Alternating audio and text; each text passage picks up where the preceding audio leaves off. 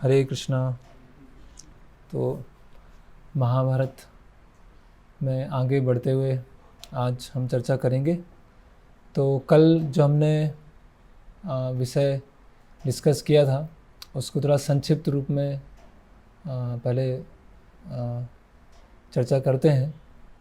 तो हमने देखा कि युधिष्ठिर महाराज ने जो जुआ खेला उसके अलग अलग कारण हैं, है ना।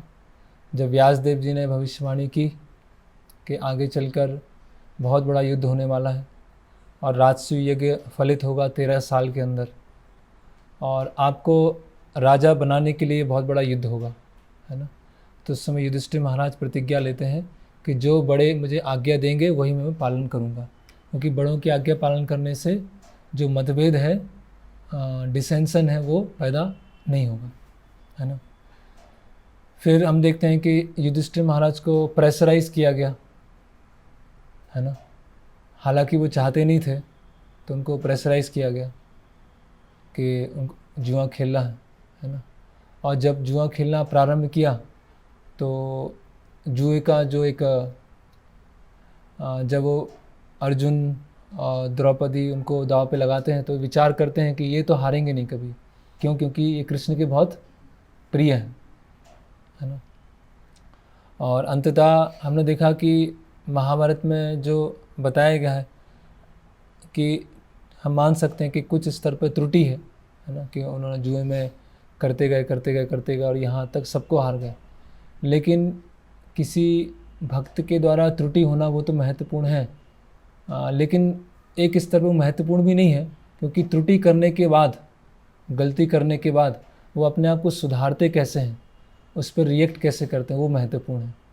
तो हालांकि युधिष्ठिर महाराज से थोड़ी सी एक गलती हुई, लेकिन हम एक बहुत बृहद दृष्टिकोण से देखेंगे तो भगवान के हाथ के वो इंस्ट्रूमेंट थे, और भगवान कुरु सभा को पूरी कुरु और बहुत जो सारे राजा थे जो शिशुपाल के साथ मिले हुए थे उनको सबको नष्ट करना चाहते थे, है ना।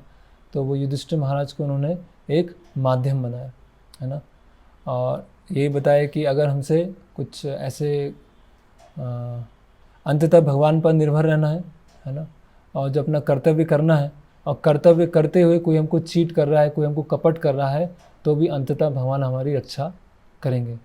लेकिन हमें चीट नहीं करना है या हमें कपट नहीं करना है ना।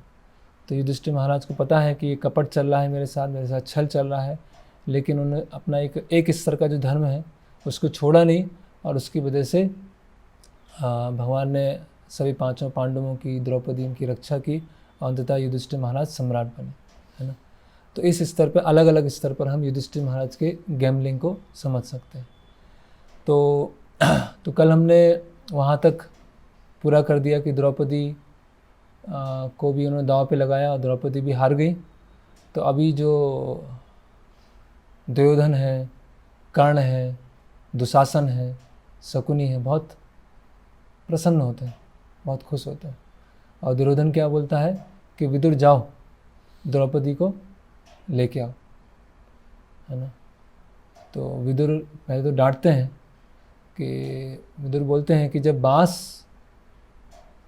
बाँस जो होता है, जो उसके ख़त्म होने वाला होता है, सूखने वाला होता है, तो उसे फल आ जाते हैं, है ना। तो दुर्योधन जो है इस कुरु वंश का क्या है? फल है।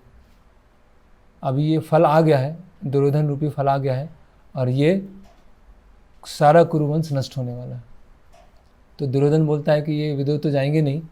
तो वो जो पूरा असेंबली थी, पूरी सभा थी, उसमें जो एक सेवक था, प्रमुख सेवक, जिनका नाम है प्रतिकमिन।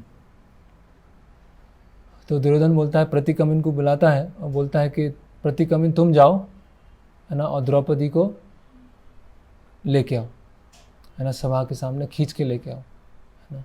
तो प्रतिकमिन वहाँ पे जाता है।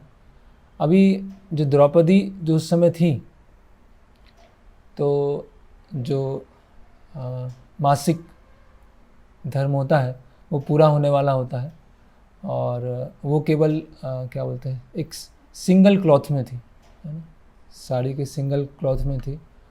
और उस समय वो तैयार होकर स्नान करके जो ज्येष्ठ हैं उनको प्रणाम करने जाने वाली थी, खासकर गांधारी उनके पास जा रही थी। तो उसी समय प्रतिकमिन पहुंचते हैं और प्रतिकमिन बहुत जब दुर्योधन ऐसा बोलता है तो प्रतिकमिन बहुत डरे होता है ना, कि कैसे मैं जाके बोलूँगा, इस शब्द कैसे बोलूँगा, मैं तो पूरे हाथ पैर काँप रहे हैं, मेरे पसीना आ रहा है पूरा, है ना। और प्रतिकमिन वहाँ पहुँचते हैं और उनको द्रौपदी को उनको प्रणाम करते हैं और बोलते हैं कि आपके पति जो है आपको जुआ में हार गए हैं और दुर्योधन जो है, दुर्योधन ने आपको सभा में बुलाया है और आपको अभी सभा में आना होगा, है ना। तो द्रौपदी एकदम से आश्चर्यचकित हो जाती है कि ये कैसे संभव है ना, कि युधिष्ठिर महाराज स्वयं धर्मराज हैं और उनको मन में विचार करती हैं कि जुए में लगाने के लिए और कुछ नहीं था क्या, उन्होंने मुझे लगाया, है ना। तो प्रतिकमिन से प्रश्न पूछती हैं क्या, क्योंकि द्रौपदी उनको पता है कि ये मैच कैसे डिसाइड किया गया, एक मित्रता फ्रेंडली वे में, लेकिन वो समझ गए कि ये शकुनी और दुर्योधन ने मिलके कुछ न कुछ चाल चली है।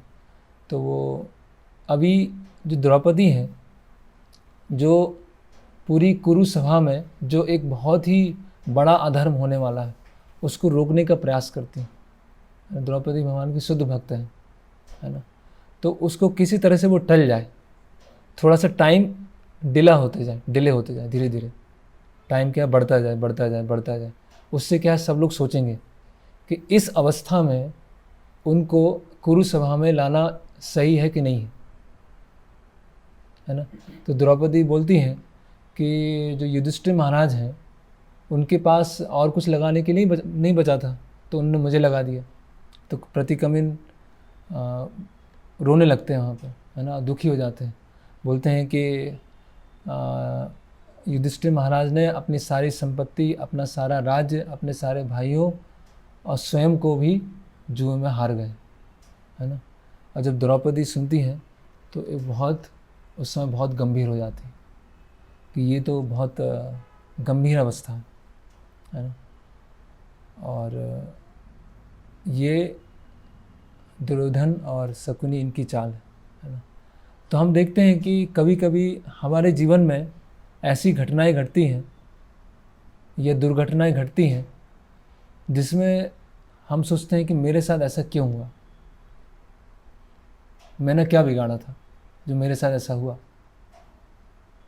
करेक्ट, किसी ने हमें बहुत ज़्यादा अपमानित किया या मारने का प्रयास किया या बहुत गलत किया हमारे साथ, तो हम क्या सोचते हैं, उसने मेरे साथ ऐसा क्यों किया, हम दोषारोपण करते हैं। करेक्ट, लेकिन जो द्रौपदी हैं अभी सोच रही कि अब क्या किया जाए, अभी स्थिति बिगड़ तो गई है, यहाँ तक पहुँच गई है, अभी इस स्थिति को कैसे सुधारा जाए जिससे और ज़्यादा अनर्गल ना हो, और ज़्यादा अधर्म ना हो जाए, है ना। तो हमारे जीवन में भी ऐसे अगर कुछ हुआ, ऐसे बहुत बड़ी समस्या हुई या किसी के कारण कुछ क्षति पहुंचा, तो उस समय हमें इस चीज़ पर विचार नहीं करना चाहिए कि ये हुआ क्यों, मेरे साथ क्यों हुआ, मैं तो इनोसेंट था, मेरी क्या गलती थी, मैंने तो कुछ किया नहीं था और मुझे इतनी बड़ी सज़ा दी जा रही है, भगवान आपने क्या किया। ये बहुत ही गलत मनोवृत्ति है। उस समय सोचना है कि चलो जो हुआ उस पर विचार करेंगे क्यों हुआ, लेकिन अभी मुझे क्या करना है, अब मैं क्या करूं। ऐसा मान लीजिए कुछ भक्त मिलकर सेवा कर रहे हैं, ठीक है, और सेवा में कुछ सेवा बहुत ज़्यादा बिगड़ गई, बहुत ही ज़्यादा बिगड़ गई, तो किसी दूसरे भक्त के पास हेल्प मांगने के लिए आते हैं कि ऐसा बिगड़ गया, अभी क्या किया जाए, है ना। तो उस समय भक्त, अरे तुमने ध्यान क्यों नहीं दिया, ऐसा करना चाहिए था, ये करना चाहिए था, नहीं, अभी कैसे उस स्थिति को सुधारा जाए। तो द्रौपदी ये नहीं सोच रही कि मेरे जो पति हैं उन्होंने मुझे दांव पे लगाया और इतनी बड़ी गलती की है तो वो उसके दोषी हैं। अभी वो क्या सोच रही हैं कि ये जो प्रश्न वो जो है अभी पूरी कुरु सभा इसके जिम्मेदार है, मेरे जो पति हैं युधिष्ठिर महाराज वो जिम्मेदार नहीं है, ये जो पूरी सभा है जो कुरु वृद्ध है ये जिम्मेदार है। तो वहाँ पर द्रौपदी बोलती हैं कि कि इस संसार में भगवान की इच्छा के बिना कुछ भी नहीं होता। चाहे कोई धर्म का पालन कर रहा हो या कोई अधर्म का पालन कर रहा हो, दोनों के जीवन में सुख आते हैं और दुख आते हैं। लेकिन जो धर्म का पालन करते हैं वो दुख की अवस्था में भी धर्म को नहीं छोड़ते हैं और हमेशा धर्म पे अडिग रहते हैं, है ना। तो आप प्रश्न जाके पूछो युधिष्ठिर महाराज से कि अगर वो स्वयं को हार गए थे तो उनका क्या अधिकार है मुझे दांव पे लगाने का। आप जाके उनके सामने प्रश्न लेके जाओ। अभी वो प्रश्न युधिष्ठिर महाराज से नहीं पूछ रही, एक्चुअली पूरी सभा से पूछ रही, लेकिन बोल रहे हैं युधिष्ठिर महाराज, जिससे लोग थोड़ा सोचें, इस बारे में विचार करें कि ऐसी अवस्था में उनको कुरु सभा में कैसे लेके लाया कैसे जाए। करेक्ट। तो युधिष्ठिर महाराज के पास प्रतिकमिन वापस आता है और बताता है, और दुर्योधन बहुत क्रोधित होता है। दुर्योधन बोलता है कि तुम अकेले कैसे आ गए, तुमने अपने राजा की आज्ञा नहीं मानी, है ना। और प्रतिकमिन बोलते हैं कि एक प्रश्न पूछा है द्रौपदी उन्होंने कि अगर कोई पुरुष अपने आप को हार गया है तो वो कैसे अपनी पत्नी को दांव पे लगा सकता है ना। तो ये प्रश्न पूछा है। तो अभी दुर्योधन को बहुत उसमें आनंद आ रहा था। दुर्योधन बोलता है कि ये जो प्रश्न है द्रौपदी स्वयं आके यहाँ पे पूछ ले, आपने स्वयं अपने पति से पूछ ले यहाँ पर आकर, है ना। क्योंकि दुर्योधन समझ रहा था, है ना, दुर्योधन चाह रहा था कि जैसी द्रौपदी आएंगी तो जो पांडवों का दुख और बढ़ जाएगा, पांडव जो चिंता में है वो और ज़्यादा दुखी होंगे, तो पांडवों का दुख देख के और मज़ा आएगा, है ना। तो दुर्योधन बोलता है कि यहाँ पर लेके आओ, है ना। तो फिर प्रतिकमिन वापस आता है ना, और फिर द्रौपदी के पास बोलते हैं कि दुर्योधन ने बोला है कि आप स्वयं आके युधिष्ठिर महाराज से प्रश्न पूछो, है ना। तो द्रौपदी बोलती है कि अगर जो कुरु वृद्ध हैं, भीष्म पितामह, विदुर, द्रोणाचार्य या कृपाचार्य, इन चारों में से किसी एक ने भी बोला कि सभा में आओ तो मैं सभा में आऊँगी, और किसी के कहने पर सभा में नहीं आऊँगी। अगर इन चारों में से किसी ने एक ने बोला तब मैं सभा में आऊँगी। तो प्रतिकमिन फिर वापस चले जाते हैं और द्रौपदी बोलते हैं कि ये प्रश्न उन सबसे पूछना, उन चारों से पूछना ये प्रश्न, और उसका उत्तर मिलेगा उसके बाद मैं सभा में आऊँगी, है ना। तो वो प्रतिकमिन जाते हैं और प्रतिकमिन बोलते हैं कि ये जो प्रश्न है अभी युधिष्ठिर महाराज के सामने नहीं है, पूरी सभा के सामने है। और अगर भीष्म पितामह, द्रोणाचार्य, कृपाचार्य और विदुर उनमें से कोई एक बोलते हैं कि द्रौपदी यहाँ पर आए तो द्रौपदी यहाँ पर आ जाएंगी, है ना। तो सारी कुरु सभा चुपचाप रहती है ना। तो अभी जो दुर्योधन है, दुर्योधन तो क्या है, बहुत अहंकारी है ना। अहंकारी व्यक्ति की बात नहीं सुनी जाएगी तो क्या होगा, वो और ज़्यादा क्रोधित होगा, है ना। तो दुर्योधन बोलता है कि ये जो प्रतिकमिन है ये तो बेवकूफ़ है, मूर्ख है, तो अभी क्या करो। वो अपने भाई दुशासन को बोलता है कि दुशासन तुम जाओ और द्रौपदी को खींच के लेके आओ, है ना, बाल पकड़ के खींच के लेके आओ, है ना। तो दुशासन जो बैठा होता है वहाँ से कूदता है और बोलता है कि मैं द्रौपदी को खींच के लेके आता हूँ, है ना। फिर दुशासन वहाँ पर जाता है और जो भीम है, भीम का जो क्रोध है वो बढ़ता जाता है बहुत ज़्यादा। और दुर्योधन बोलता है कि ये जो प्रतिकमिन है ये तो भीम से डरता है कि अगर वो द्रौपदी उनको लेके आएगा तो भीम क्या करेगा, वहाँ मार देगा। तो मुझे तो भीम से कोई डर नहीं क्योंकि मेरा दास है, और दुशासन तुम भी जाओ, ये तुम्हारा भी दास है, तुम जाओ, है ना। तो दुशासन जाता है जहाँ द्रौपदी उनका जो निजी कक्ष था वहाँ प्रवेश करता है। तो वहाँ महाभारत में लिखा है जैसे एक कुत्ता किसी शेरनी की गुफा में प्रवेश करता है, उसी तरह से दुशासन द्रौपदी की कक्ष में प्रवेश करता है ना। आज जिस तरह से एक सियार जहाँ पे यज्ञ चल रहा होता है ब्राह्मणों का यज्ञ चलता है, वहाँ पे जाके रोने लगता है, उसी तरह से दुशासन उस पवित्र स्थान में जो सबसे चेस्ट हैं, सबसे पवित्र स्त्री हैं, उनके कक्ष में दुशासन प्रवेश करता है ना। और दुशासन बोलता है कि तुम, मतलब बहुत ही अपमानजनक शब्द बोलता है कि अभी तुम रानी नहीं हो, अभी तुम दासी हो, है ना। और अपनी ये जो लज्जा है उसको छोड़ो, और तुम्हारे जो नया तुम्हारे स्वामी है दुर्योधन, उसने आज्ञा दी है और अभी तुम सभा में चलो, है ना। तो द्रौपदी भी क्या करें, है ना, क्योंकि द्रौपदी जानती हैं कि उनके जो 5 पति हैं वो क्योंकि अभी खुद हार चुके हैं, तो वो एक तरह से हेल्प नहीं कर पाएंगे। तो अभी हेल्प करने के लिए कौन बचा, क्योंकि सारे कुरु तो वहीं बैठे हैं और उनके सामने ये सब चल रहा है। अगर वो हेल्प कर सकते थे तो वो इस चीज़ को रोक देते। तो द्रौपदी कहाँ भागती है, गांधारी के कक्ष में। जहाँ गांधारी कक्ष होता है वहाँ पर द्रौपदी भागती है कि अगर गांधारी के कक्ष में जाऊँगी और दुशासन पीछे आएगा तो गांधारी दुशासन को, अपने पुत्र को रोक देंगी, और ये इतना बड़ा जो कुरु में अधर्म होने वाला है वो रुक जाएगा, है ना।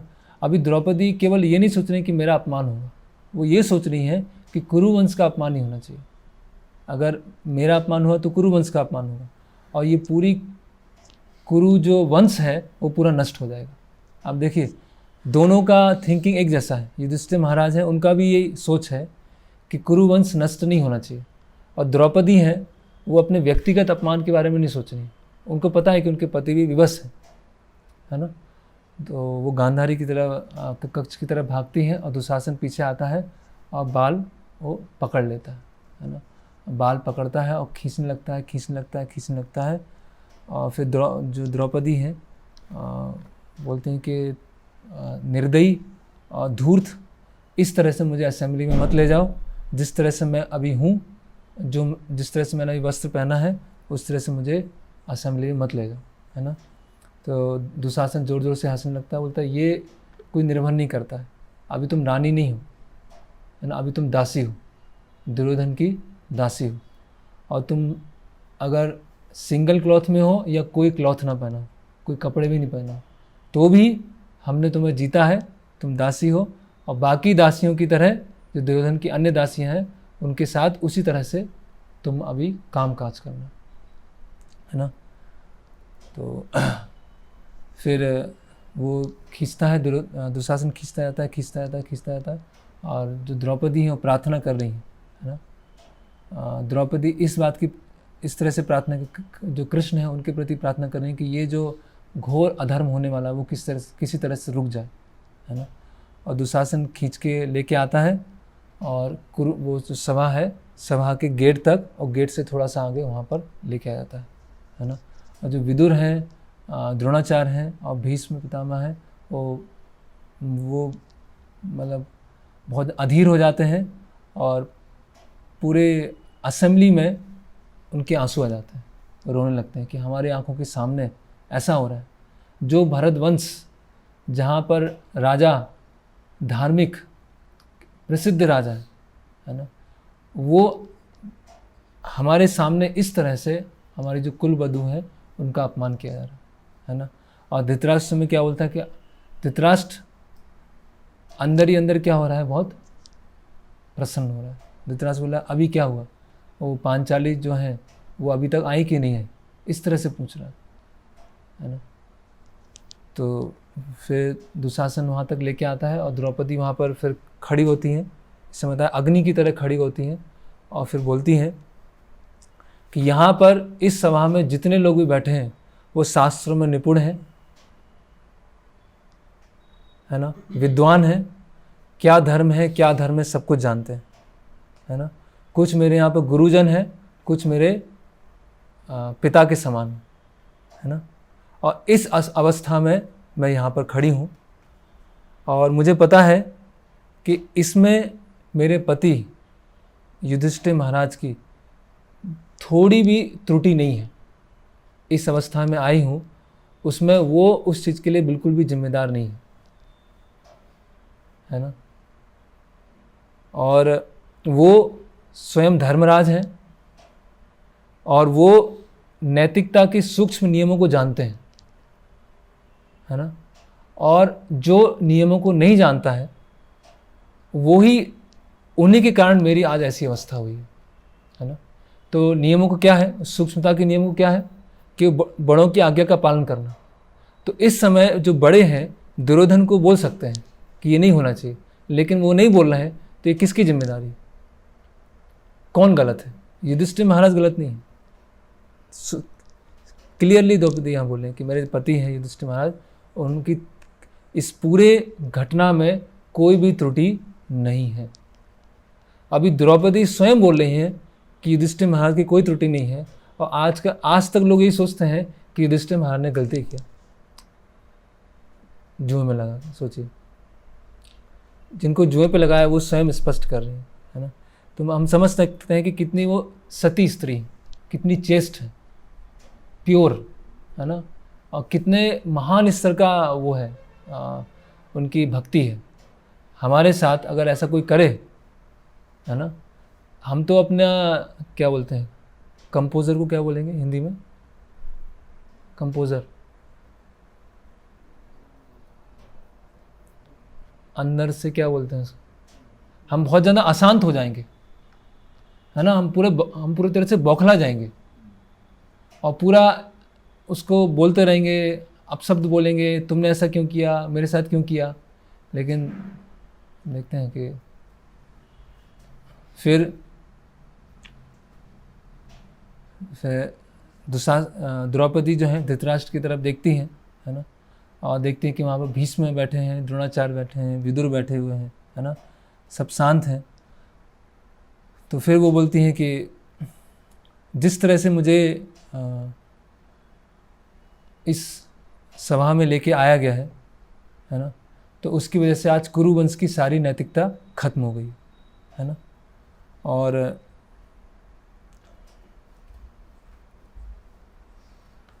द्रौपदी वहाँ पर the loss of their husband and wealth did not pain them,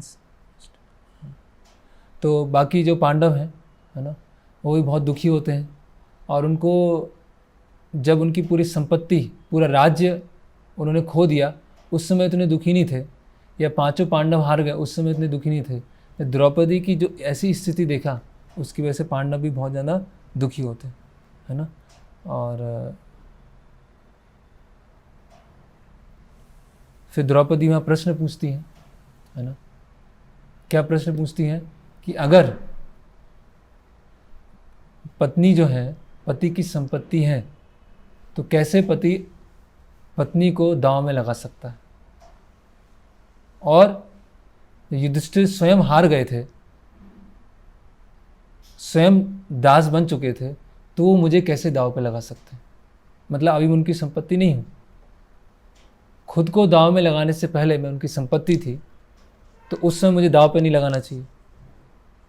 और जब खुद को हार गए तब मैं उनकी संपत्ति नहीं हूँ, तब भी मुझे दांव पे नहीं लगाना चाहिए। तो इसका उत्तर क्या है, ये सबसे पूछते हैं।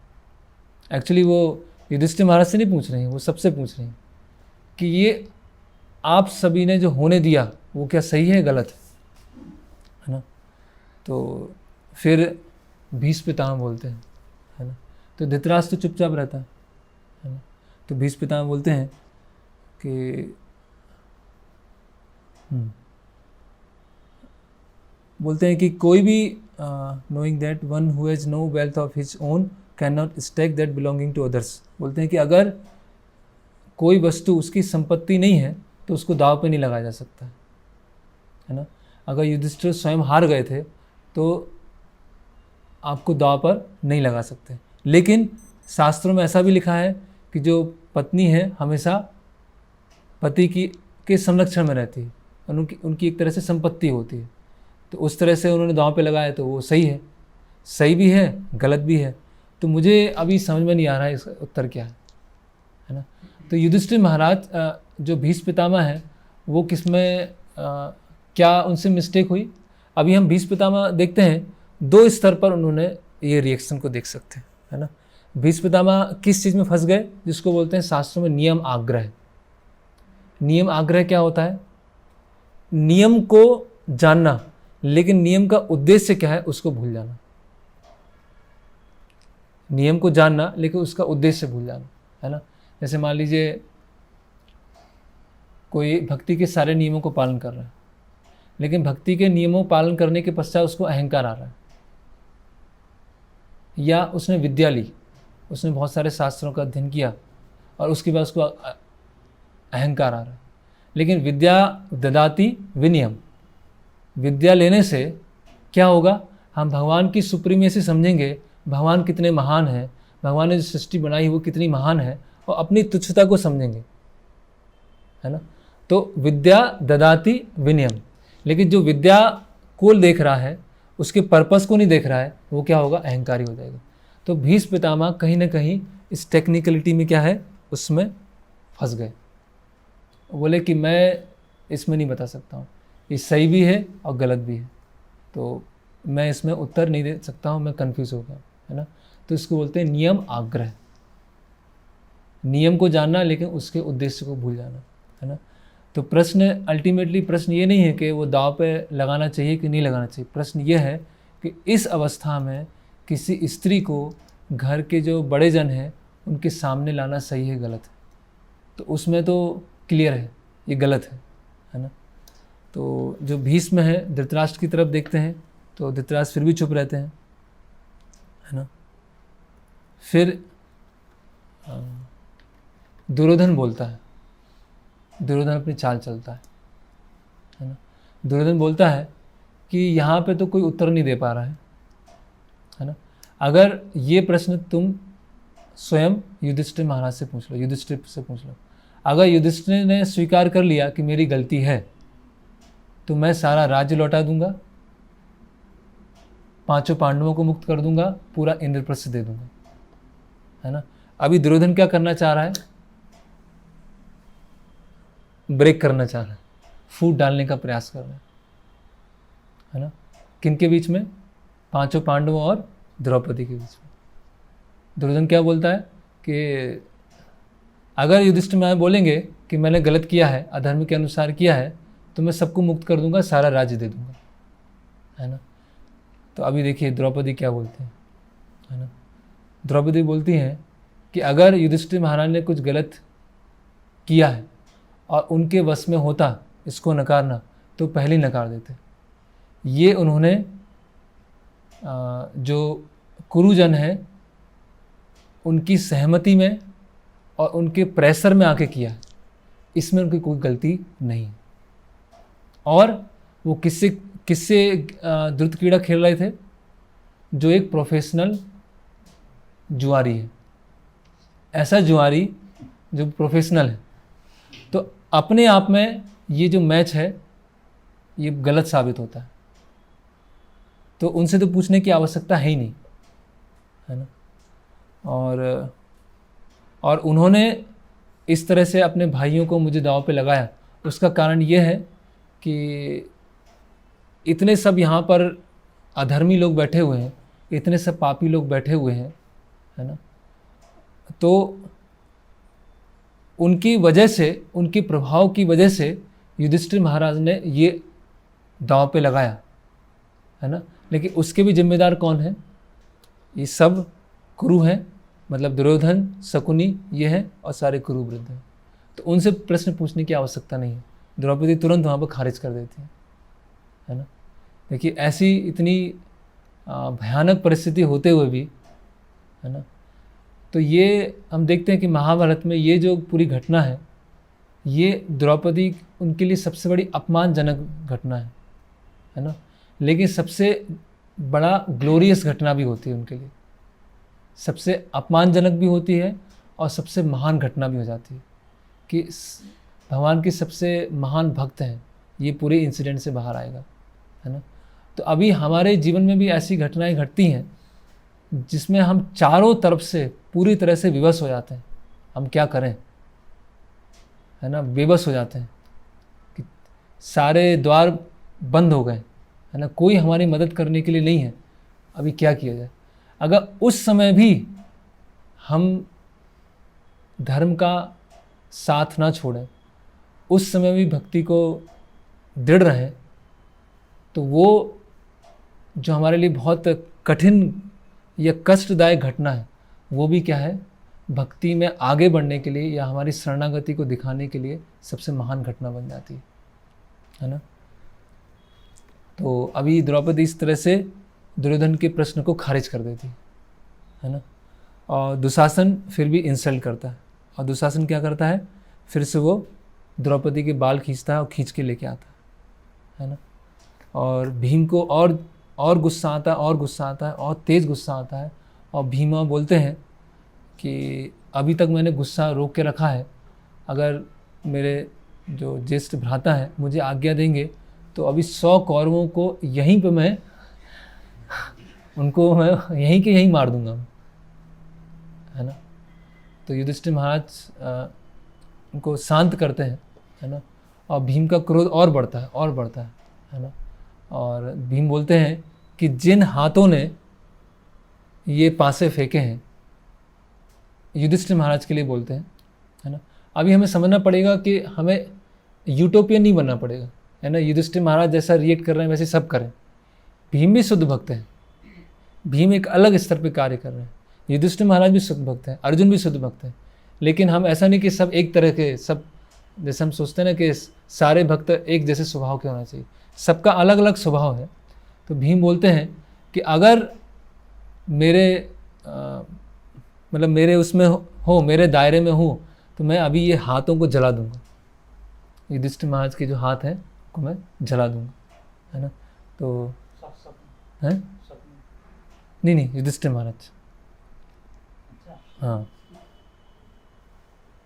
तो इसमें लिखा I shall burn Yudhishthir hands, Sahadev bring fire, अग्नि लेके आओ, अभी मैं हाथ जलाता हूँ, है ना, जिससे अगली बार जुआ फिर दोबारा खेल ही नहीं पाए।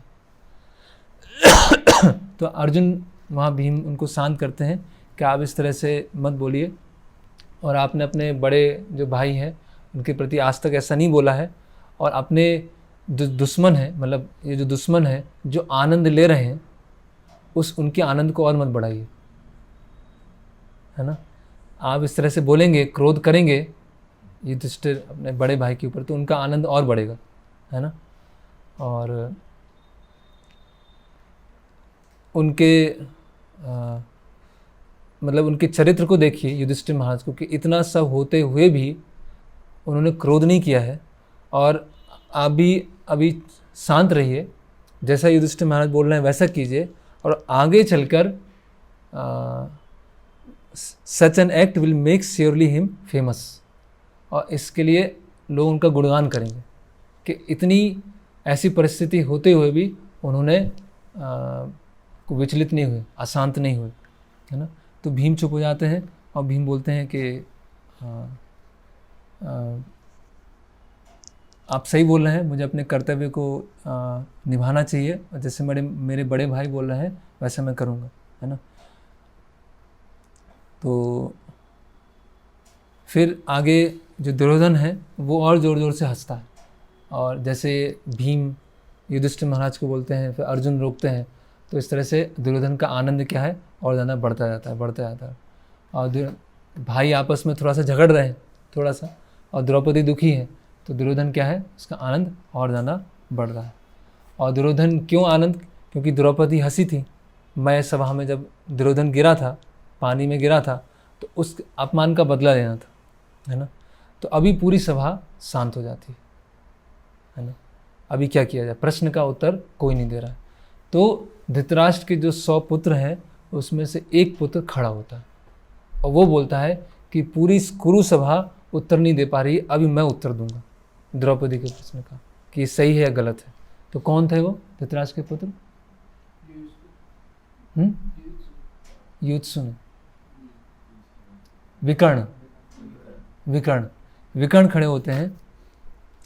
विकर्ण बोलते हैं कि सब यहाँ पर धर्मज्ञ बैठे हुए हैं, शास्त्र को जानने वाले बैठे हुए हैं, सबने बहुत सारे युद्ध लड़े हुए हैं, सबको नैतिकता अनैतिकता पता है, तो सब चुप क्यों यहाँ पर?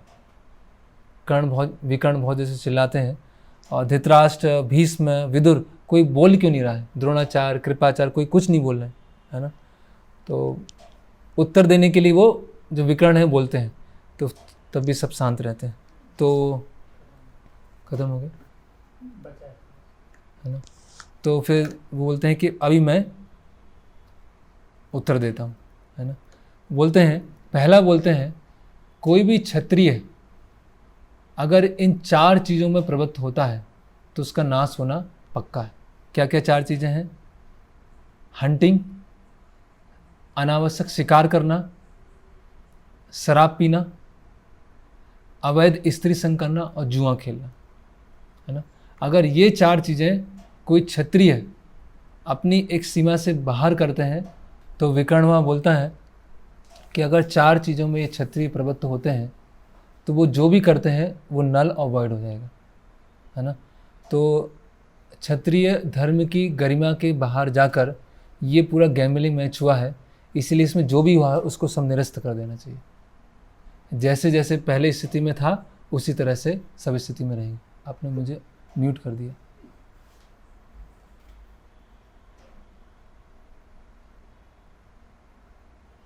फिर से कर दीजिए। नहीं होगी। अच्छा, आपने सबको वो कर दिया।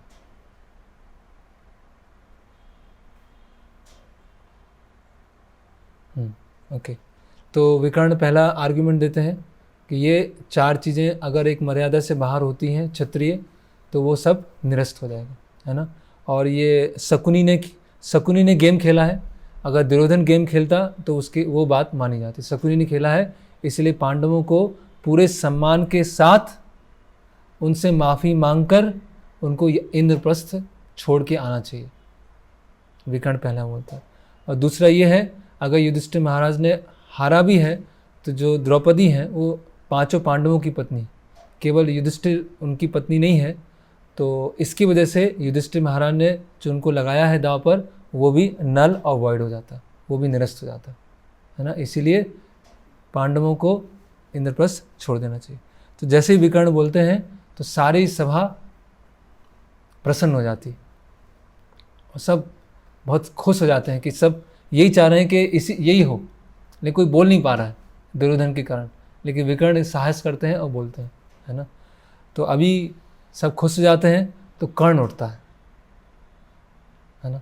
और कर्ण बोलता है, कर्ण ऐसे अपने ऐसे हाथ से अपने पैर में मारता है और बोलता है कि ये जो विकर्ण है ये क्या है? बच्चा है ना। जब बड़े बड़े लोग नहीं बोले कुछ और ये बच्चा बोलेगा तो बच्चे की बात पे कौन ध्यान देगा? बच्चा तो कुछ ही बोलता रहता है ना। और ये जो बोल रहा है इतना क्रोधित हो रहा है, उस क्रोध की वजह से वो खुद ही नष्ट हो जाएगा, है ना। और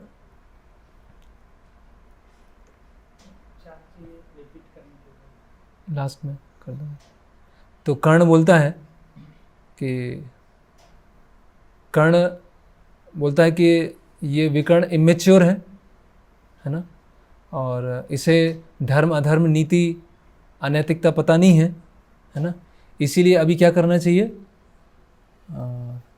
अगर धर्म की बात करते हैं तो पांडव कौन से धर्म का पालन करते हैं? जो द्रौपदी हैं उनके 5 पति हैं, अगर एक पति और हो जाएगा तो उसमें क्या है? और ये सती नहीं है, ये कौन है? वैश्य है। कर्ण इस तरह से बोलता है, और जैसे ही कर्ण ये बोलता है तो 5 पांडव उनका क्रोध और बढ़ जाता है। और फिर कर्ण बोलता है कि एक वैश्या को अगर सभा में लाया जाए और वो वस्त्र पहने हो या न पहने हो उससे कोई अंतर नहीं पड़ता, है ना। इसीलिए दुशासन द्रौपदी के जो वस्त्र हैं उनको उतार दो, और पांडव जो है पांडवों को भी अपने जो ऊपर के वस्त्र हैं और अपना मुकुट है उसको उतार देना चाहिए, है ना।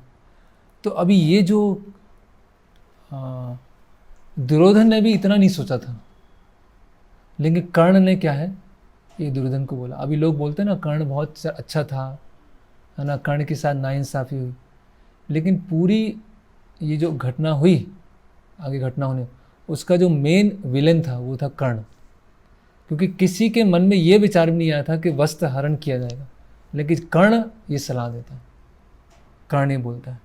तो दुर्योधन तो बहुत प्रसन्न हो जाता है ना। और दुर्योधन दुशासन को बोलता है कि द्रौपदी जो वस्त्र है कि वस्त्रों को हटा दिया है ना। तो द्रौपदी बहुत प्रार्थना करती है ना, अपनी साड़ी है बहुत ऐसे पकड़ के रखती हैं। अभी अगर हम शारीरिक बल के हिसाब से देखें तो दुशासन तो क्षत्रिय है और जो द्रौपदी है वो स्त्री है ना। तो दुशासन वस्त्र को खींचने का प्रयास करता है और द्रौपदी बहुत बिलखती हैं, बहुत रोती हैं है ना, सबसे सहायता मांगती हैं, अपने पतियों की तरफ देखती हैं, भीष्म पितामह, विदुर, द्रोणाचार्य, धृतराष्ट्र सबकी तरफ देखती हैं, लेकिन उस समय कोई आगे नहीं आते। तो उस समय द्रौपदी जो है भगवान कृष्ण का स्मरण करती है और जोर से बोलती है, गोविंद गोविंद केशव केशव गोपीजन वल्लभ, ऐसे जोर से बोल, जनार्दन है ना, कि मैं इस जो कुरु समुद्र है उसमें डूबी जा रही हूँ, ये जो कुरु रूपी अधर्म का समुद्र है उसमें डूबी जा रही हूँ और आप ही मुझे बचाने वाले हैं है ना। और यहाँ ये पूरी असेंबली जो है उन्होंने अपना क्या मर्यादा होती है, क्या लज्जा होती है, क्या धर्म है, सब कुछ छोड़ दिया, जोर से बोलती गोविंदा गोविंद गोविंद केशव है ना। तो उससे पहले क्या इंसिडेंट होता है कि जब पांडवों को खांडवप्रस्थ मिलता है, तो खांडवप्रस्थ क्या था, पूरा रेगिस्तान, झाड़ियाँ, पूरा पथरीला है ना। तो पांडवों ने, और पांडवों की सहायता करने भगवान कृष्ण स्वयं आते हैं, तो पूरे उसको साफ करते हैं। तो उस समय क्या होता है कि जो भगवान कृष्ण है उनके हाथ में एक छोटा सा कांटा लग जाता है और उससे रक्त आने लगता है। तो द्रौपदी उस समय क्या करती है, अपने साड़ी का एक भाग फाड़ती है और भगवान कृष्ण की उंगली में बांध देती है। और ये जो पिक्चर है ना, आप में से कोई उडुपी गए हो तो उडुपी में जो प्रमुख मंदिर है उडुपी कृष्ण मंदिर, वहाँ पर एक पेंटिंग है ना, जिसमें जो द्रौपदी है ना साड़ी को उसको फाड़ कर भगवान कृष्ण को बांध रही है ना। तो भगवान कृष्ण वहाँ पर आते हैं अदृश्य रूप में, और ऐसा शास्त्रों में बताया जाता है कि भगवान कृष्ण साड़ी के रूप में अपना विस्तार कर लेते हैं है ना। साड़ी के रूप में अपना विस्तार कर लेते हैं और दुशासन खींचते जाते हैं, खींचते जाते हैं, खींचते जाते हैं, और भगवान उस साड़ी को लंबा करते जाते हैं, करते जाते हैं, करते जाते हैं, करते हैं, और बहुत समय आता है और पूरा साड़ी का ढेर इकट्ठा हो जाता है और दुशासन पूरा थक के पूरा चूर हो जाता है, पसीना पसीना आ जाता है, पूरी शक्ति खत्म हो जाती है, और भगवान वहाँ पर जो द्रौपदी उनकी रक्षा करते हैं है ना। और इस तरह से जब होता है तो पूरी कुरुसभा जो थी इतनी प्रसन्न होती है कि द्रौपदी इतनी पवित्र है, इतनी सती है, और कृष्ण के प्रति उनकी जो निष्ठा है, जो उनकी भक्ति है, वो इनकम्पेरेबल है, मतलब उसकी तुलना नहीं की जा सकती, उससे कोई भी तुलना नहीं की जा सकती है ना। तो हम कुछ लोग ऐसा बोलते हैं कि जो द्रौपदी हैं पहले खुद प्रयास कर रही थी है ना, कि मैं अपने आप को बचा सकूं। जब उन्होंने अपने हाथ खड़े कर दिए उस समय भगवान बचाने आए है ना। तो शरणागति का अर्थ क्या है कि हमें अपना कोई प्रयास नहीं करना है, जब हम अपना प्रयास करना बंद कर दें उस समय भगवान हमें बचाने आते हैं है ना। कि द्रौपदी खुद को, जब उन्होंने पूरी तरह से शरणागति ले लिया, भगवान की पूरी तरह से शरणागति ले ली, तब भगवान उनको बचाने आए। तो ये कहना पूरी तरह से गलत है। इसका मतलब हम कह रहे हैं कि पहले द्रौपदी शरणागत नहीं थी, बाद में शरणागत हुई, ऐसा नहीं। द्रौपदी हमेशा शरणागत थी, हमेशा से शुद्ध भक्त थी है ना।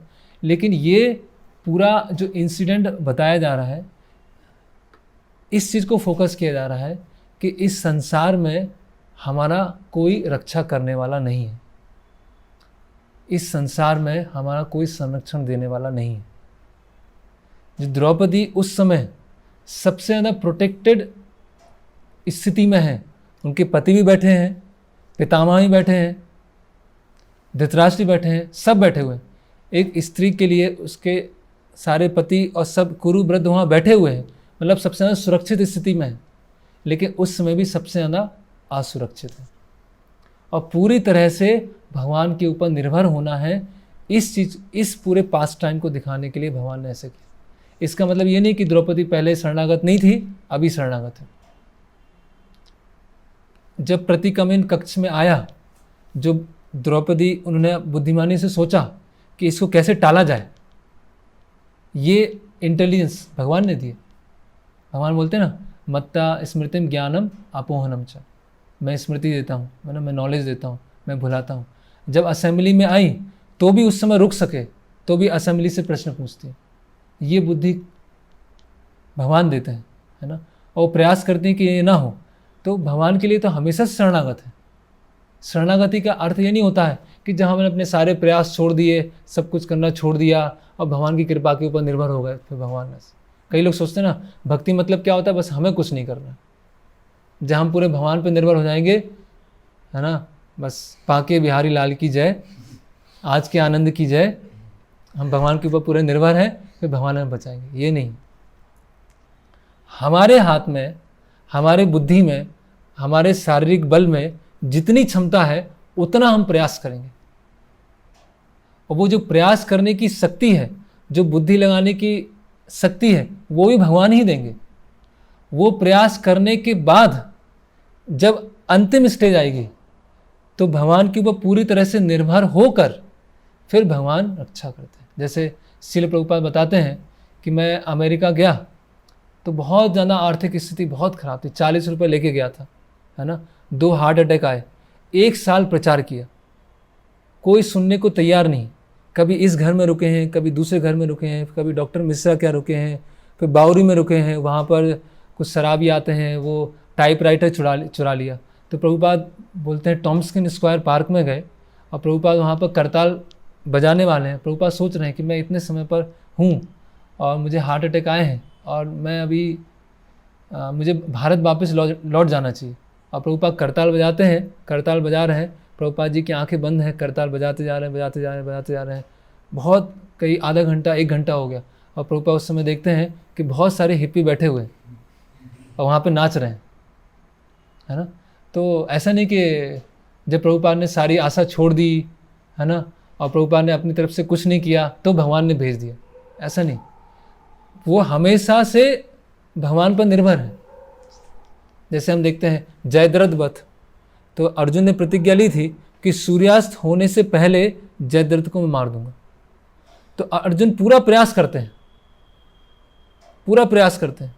और जयद्रथ को रोकने के लिए सारे योद्धा वहाँ पर आ जाते हैं, है ना। और अर्जुन पूरा प्रयास कर रहे हैं और अंतिम में पहुँचते हैं और फिर भगवान मदद करते हैं कि भगवान सूर्यास्त का एक अभिनय करते हैं, स्वांग करते हैं, बादल से ढक देते हैं, है ना। और उसकी वजह जयद्रथ सोचता है कि अभी तो जो अर्जुन अपनी प्रतिज्ञा पूरी नहीं कर पाए, और वो थोड़ा फ्री हो जाता है और फिर वहाँ से बादल को वो हटा देते हैं, है ना। तो भक्ति मतलब ऐसा नहीं कि अपने प्रयास छोड़ देना। शरणागति मतलब ये नहीं कि बस भगवान पर निर्भर है।